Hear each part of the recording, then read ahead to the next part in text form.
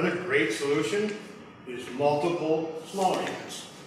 I mean, if you think about it, if customers are saying, well, I just can't get propane to run this 32400, great, put in 2 or 3 170s. I mean, they multiply, so 2 170s is 340,000 BTUs. I mean, you just multiply them. Now you've got 3 smaller systems in the same room that'll each operate off 2 cylinders. So bigger isn't always better if they can't get fuel to power them. But you know, we have that mindset when we're selling, to just sell them big, sell them big. Well, not everyone's capable of operating big. So just another. And Jim talked about blankets. I mean, we see that a lot. They'll wrap electric blankets around the cylinders, or even just your insulated curing mats, curing blankets, things like that, just to try and keep that temperature a little warmer on the cylinder itself. One thing I'll urge, and I'm embarrassed that I even have to say it, but I have to say it because we see it and we hear it all the time.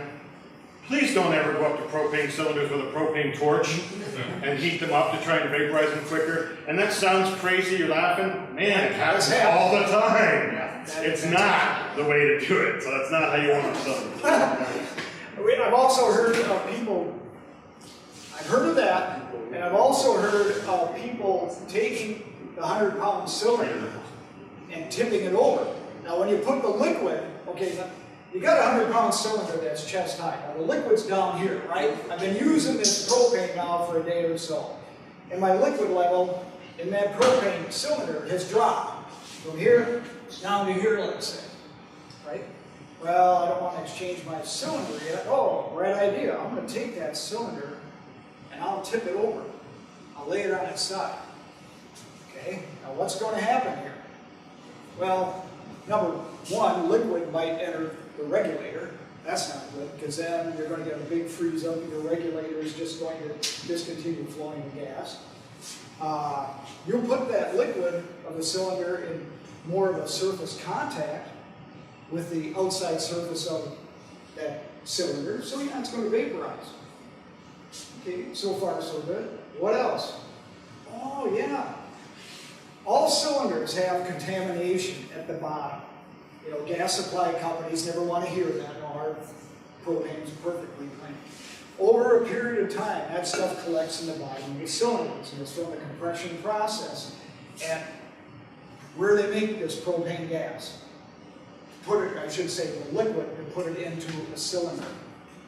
Well, you've got an oil from the compression process. And that oil now, when you lay that cylinder on its side, what's going to happen? That oil now is going to start being drawn into that regulator, along maybe with any liquid that you have too. So now what's going to happen is that the heater is in operation. Some of our heaters have just a single solenoid system. Like this is one out of the 400, right? The heater has been in operation. I've got some oil contamination coming through my gas hose. And it's coming through my gas control valve. Huh? Okay, so far I don't notice any problem here. The heater shuts down. Fan motor stops. I had ignition, right? Wait a minute. I've got contamination in here because I've got oil that's feeding through this gas solenoid valve. Gas solenoid valve, I'm emphasizing, not liquid. What's going to happen is that plunger drops down because the magnet's no longer energized. But I've got contamination in that seated area of the solenoid valve. So what happens? It's going to continue to let any propane gas leak out. What happens then? The heater was burning, fan motor shut off. I still got gas leaking out of my solenoid valve. It's going to keep burning. It's going to keep burning. The high limit switch inside the heater trips. Too bad. It's not related to an over temperature caused by the fan motor or anything else not working. It's because somebody tipped the cylinder over. So what happens then? You got a fire. Not good. And we've seen heaters like that come back. You look at it and say, okay, you've got what they used to call it heavy ends. I think that's one term that they used to use. They take apart the solenoid valve, the gas train, you tip the solenoid out, you want to get this stuff, that real stinky looking 3-in-1 oil, almost. That's what it looks like. And that's contamination. So now you got to replace, if you want to keep that heater, you got to replace everything down from the regulator up to the burner orifice. And if the heater caught fire, you got to replace the heater. That's not our problem. That's because somebody thought they knew better. And we're very careless about things. So just want to share that information with you. That's also what can happen. Questions at all? Sir? You guys have a recommended minimum tank volume that you don't want customers to run past, you only get 20%, make sure you refill the tank? We don't. I mean, it all depends on the size of the tank.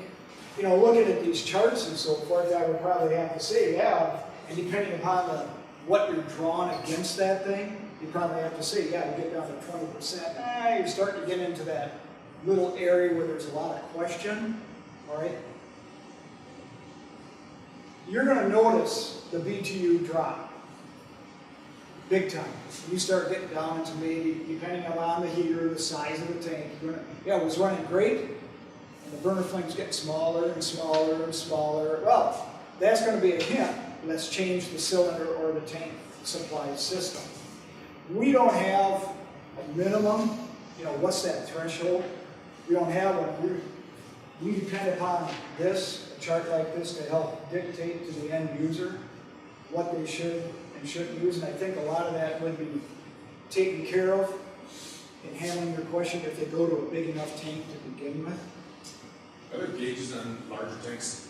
Yeah, there's fuel level gauges. You go to some of our tanks out here and you'll find liquid level gauges and so forth. You'll find those, you'll find pressure gauges, things like that will tell you, well, how much pressure is coming out of this and what percent fullness. Is that typical on a certain size tank? I've seen them on like 500-gallon tanks. Well, I've seen them on 20-pound tanks. No, you don't see them on like 20-pound cylinders. You won't find them on 100-pound cylinders or anything like that. Normally, the liquid level gauge is on, you know, tanks, you know, the horizontal tanks or things like that. So 500 or above. A 500, you could say. I'm not sure about. Maybe you guys could help me on this. What about like 250 or something? Equipment tank, like a 35-pound equipment tank, there is a gauge. There is a gauge. Okay. So then when you replace that tank, all right, machine won't start. One tank's in. Yeah, how full is the tank? Yeah, exactly. Okay, you're down to 10%. So many, it's a 500-gallon tank, you're down to 30 gallons or something, and it's time to replace it. Right. That would certainly eliminate a lot of this, the questions that would come up as far as a gas supply issue or possibly a performance issue. Yeah. I mean, when you get into cylinders and things like that, it's kind of a visual thing because you're looking at, as the heater is using that propane and the liquid's boiling off, even on real cold temperatures, you know, it's absorbing the heat as the liquid inside that cylinder is boiling off the feed vapor. And I always use what they call, it's like a refrigeration effect that goes on. You know, if you take a beer can, you put it out in a hot, humid day, you know, it's nice and cold right there. Pretty soon it starts to sweat a little bit, right? And, you know, as you have a little bit more beer, well, above where you drank, there's no sweating. Mm-hmm. But down below where you still have the beverage in the can, now you've got some condensation forming, right? Well, the same thing kind of holds on with cylinders. As these heaters, any propane heater, is drawing the vapor off at a faster rate than what that cylinder can supply, you start to get this refrigeration effect. And what will happen then is the heat, you know, this stuff is boiling off. Propane, again, boils at negative 44 degrees Fahrenheit. You've got this big cavity where the liquid has been used up. You put your hand on it, well, it feels a little cool. Now I put my hand down lower where there's still liquid in that cylinder. Man, that's starting to feel real cold.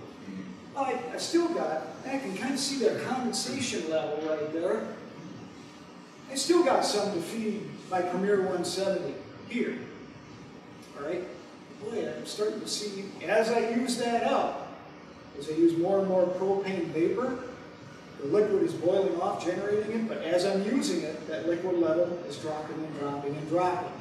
And pretty soon there's so much of this refrigeration effect going on, no longer is little droplets forming on the outside of the skin on that cylinder. Now you start to see frost. And under real bad conditions, it might even turn to a little thin layer of ice. So that's kind of a visual sign. Hey, I'm not using the right size gas supply system.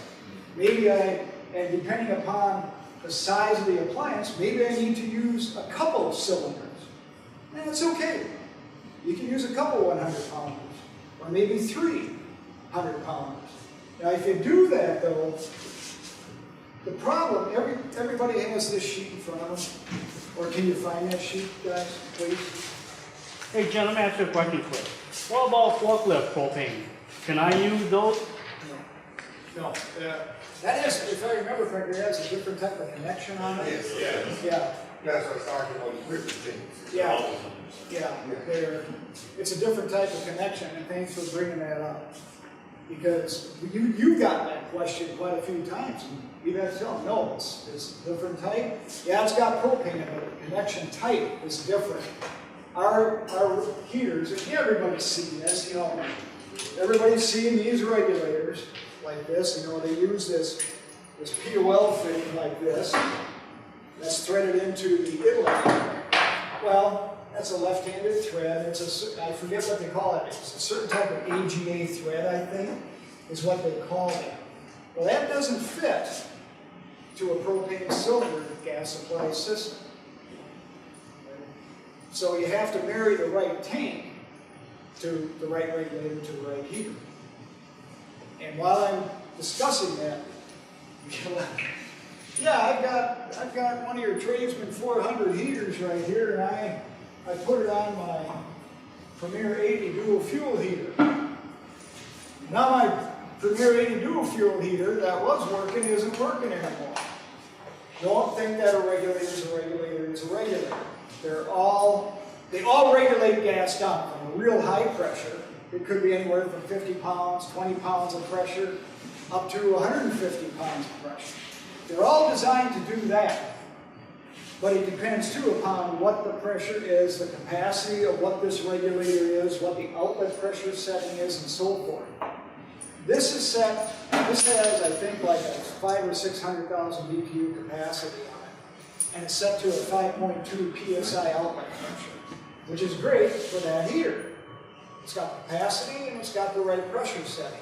Now, we've had this issue.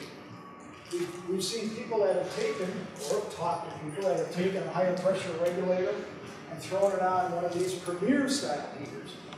Their gas valve cannot operate with that higher pressure coming in. So what happens is that even though the gas valve is energized and the thing is trying to open, the pressure coming onto the top side of that, the main solenoid in that gas control valve, keeping that thing slammed down so it can't open, even though the valve's getting power. So tell your customers, make sure you marry the right regulator, the right pressure regulator to the right heater.